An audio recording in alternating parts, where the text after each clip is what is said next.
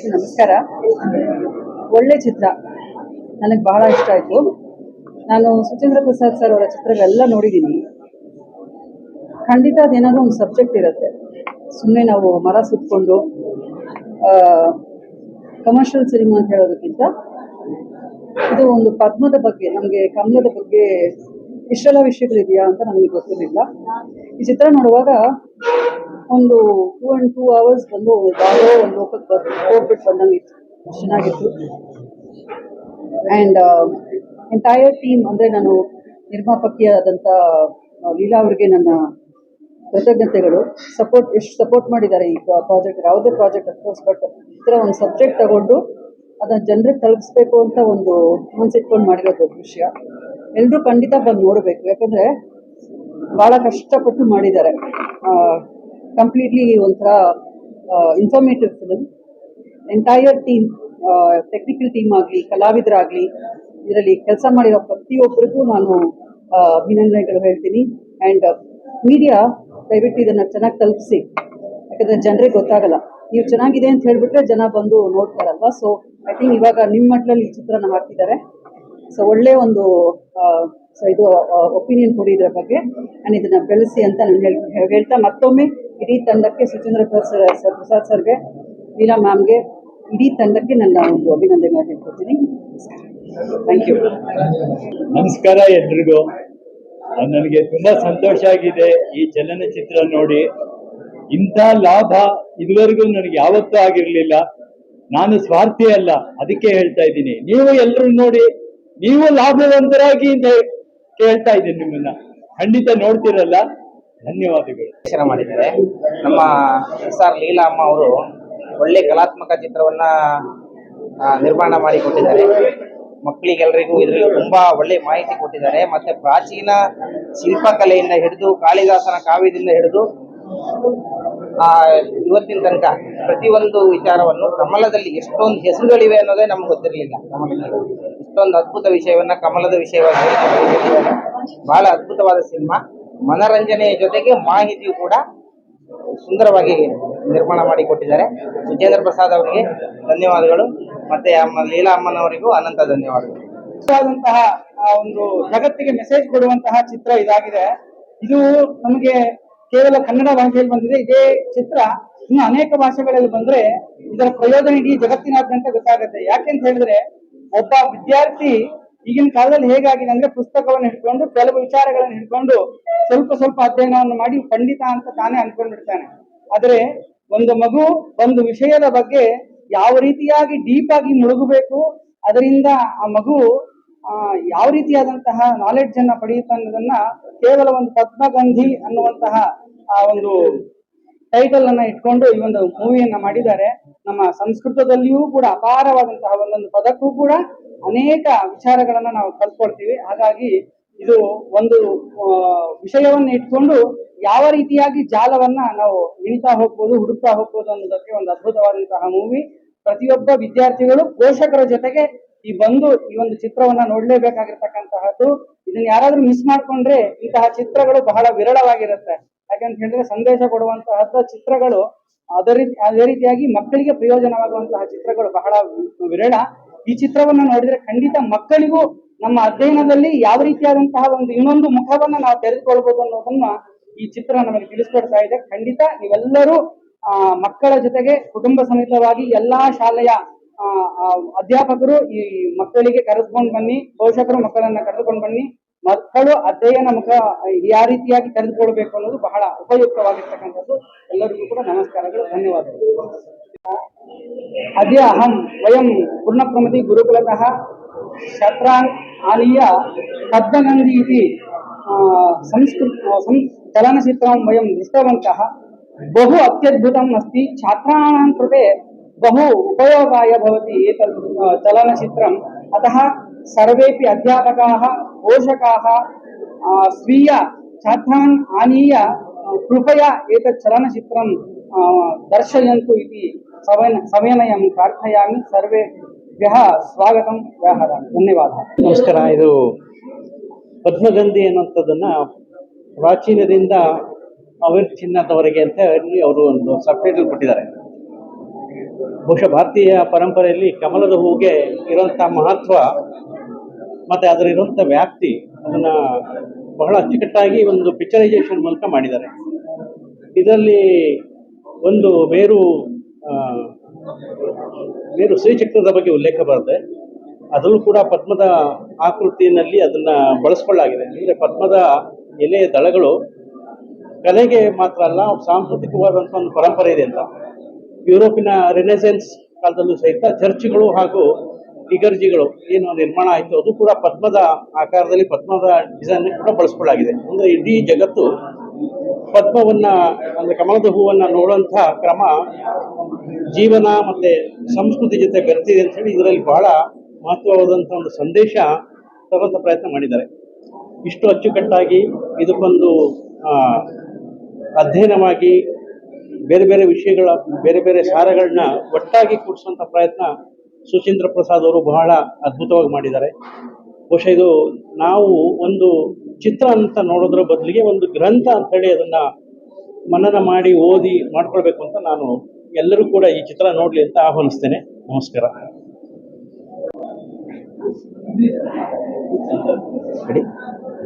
ನಮಸ್ತೆ. ನಮಸ್ತೆ. ಪದ್ಮಗಂತಿ ಸಾಧಾರಣವಾಗಿ ಇವಾಗ ನಾವು ಸಿನಿಮಾ ಮಾಡ್ಬೇಕಾದ್ರೆ ಎಲ್ಲದನ್ನು ನಾವೊಂದು ಸ್ಕ್ರಿಪ್ಟ್ ಮಾಡ್ಬೇಕಾದ್ರೆ ಯಾವುದೋ ಒಂದು ಐಡಿಯಾಸ್ ಮೇಲೆ ಏನೋ ನೋಡಿದಾಗ ಆ ಕತೆ ಮೇಲೆ ಒಂದು ಎಳೆ ಮಾಡ್ಕೊಂಡು ಅಮ್ಮಮ್ಮ ಬಂದ್ರೆ 6 ತಿಂಗಳು ವರ್ಷದಲ್ಲಿ ಈ ಒಂದು ಸಿನಿಮಾ ಮಾಡ್ತೀವಿ ನಾವು. ಆದ್ರೆ ಸುಚೇಂದ್ರ ಪ್ರಸಾದ್ ಅವರು ಮಾಡಿರೋ ಸಿನಿಮಾಕ್ಕೆ ಬಹುಶಃ 15ರಿಂದ 20 ವರ್ಷ ಆಗಿರ್ಬೋದಿಲ್ಲ ಈ ಕತೆ. ನಾವು ಕಮಲ ಅಂದ್ರೆ ಏನು ಅನ್ಕೊಂಡಿದ್ವಿ. ಕಮಲ ಅಂತಂದ್ರೆ ಒಂದು ದೇವರು ಬ್ರಹ್ಮ ಕೂತಿರೋದು, ಇದನ್ನೇ ಕಮಲ ಅನ್ಕೊಂಡಿ. ಆದ್ರೆ ಈ ಕಮಲದಲ್ಲಿ ಇಷ್ಟು ಮಹತ್ವ ಇದೆ, ಕಮಲದಲ್ಲಿ ಈ ತರ ಒಂದು ವೈವಿಧ್ಯವೇ ಇದೆಯಾ, ಈ ತರ ಒಂದು ಲೋಕನೇ ಇದೆ ಅಂತ ಹೇಳಿ ನಮ್ಗೆ ಸತ್ಯವಾಗ್ಲೂ ಗೊತ್ತಿರ್ಲಿಲ್ಲ.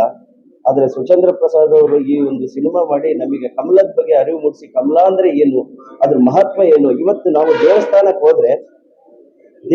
ಹೋದ್ರೆ ಅದ್ರ ಅಡಿಪಾಯದಲ್ಲಿ ಇರೋದು ಏನು ಅನ್ನೋದು ನಾವು ಬರೀ ಕಲ್ಲು ಅನ್ಕೊಳ್ತಿದ್ವಿ. ಆದ್ರೆ ಇವತ್ತು ಗೊತ್ತಾಗ್ತದೆ ಅದ್ರ ಕಮಲ ಅಂತೇಳಿ.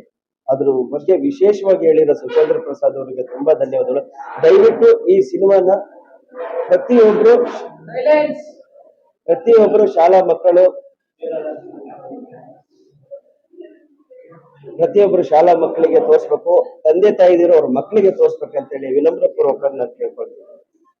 ಧನ್ಯವಾದಗಳು ಸುಚೇಂದ್ರ ಪ್ರಸಾದ್ ಅವರೇ. Thank you.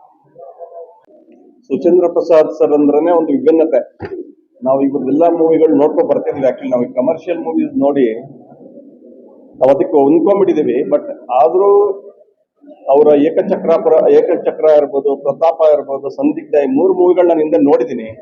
ಸೊ ಈ ಕಮರ್ಷಿಯಲ್ ಆಸ್ಪೆಕ್ಟ್ಸ್ ಇಟ್ಕೊಳ್ದೆ ಈ ಸ್ವದೇಶಿಗೆ ಸಂಬಂಧಪಟ್ಟ ಈಗ ಕಮಲದ ಬಗ್ಗೆ ಕಮಲದ ಉತ್ಪನ್ನಗಳ ನಮ್ಗೆ ಇದೆಲ್ಲ ಗೊತ್ತಿಲ್ಲ ಯಾರಿಗೂ ವಿಚಾರಗಳು. ಇದ್ರ ಬಗ್ಗೆ ನಾವು ವರಮಹಾಲಕ್ಷ್ಮಿ ಹಬ್ಬಕ್ಕೆ ಮಾತ್ರ ಅದನ್ನ ಬಳಸ್ತೀವಿ. ಅದನ್ನ ಹೇಗೆ ವೈಜ್ಞಾನಿಕವಾಗಿ ಎಲ್ಲರಿಗೂ ಅದ್ರ ಉಪಯೋಗಗಳಿರ್ಬೋದು, ಓಕೆ, ಅದರ ಮಹತ್ವ ಇರಬಹುದು, ಎಲ್ಲವನ್ನು ತುಂಬಾ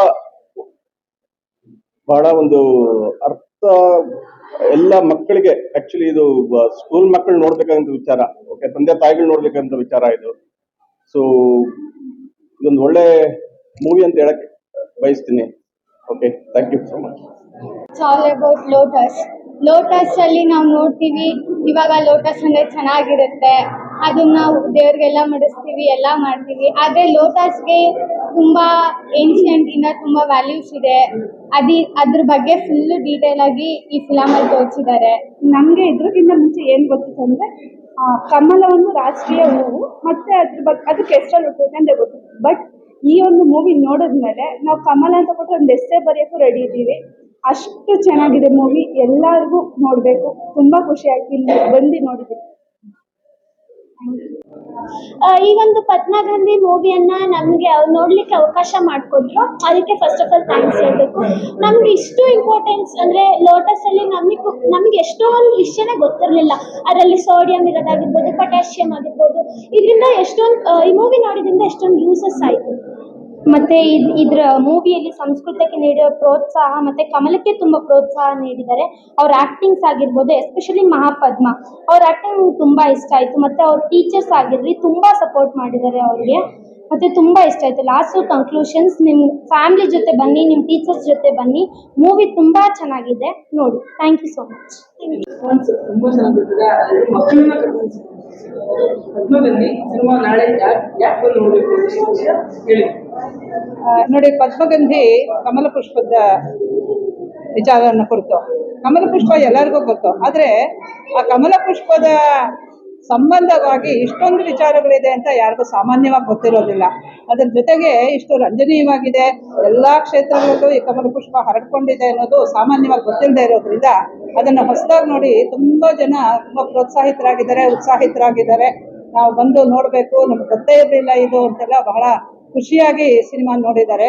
2 ಗಂಟೆ ಕಾಲ ಕಳೆದಿದ್ದೇ ಗೊತ್ತಾಗಿಲ್ಲ ಅಂತ ಹೇಳ್ಬಿಟ್ಟು, ರಣಾಂಗಣದಿಂದ ಕ್ರೀಡಾಂಗಣದವರೆಗೂ ಕಮಲ ಪುಷ್ಪದ ವ್ಯಾಪ್ತಿ ಇರೋದ್ರಿಂದ ಇದಿಷ್ಟು ಸಾಮಾನ್ಯವಾಗಿ ಜನರಿಗೆ ಗೊತ್ತಿರೋದಿಲ್ಲ. ಅದ್ರಲ್ಲಿ ತುಂಬಾ ಸಂತೋಷ ಪಟ್ಟಿದ್ದಾರೆ.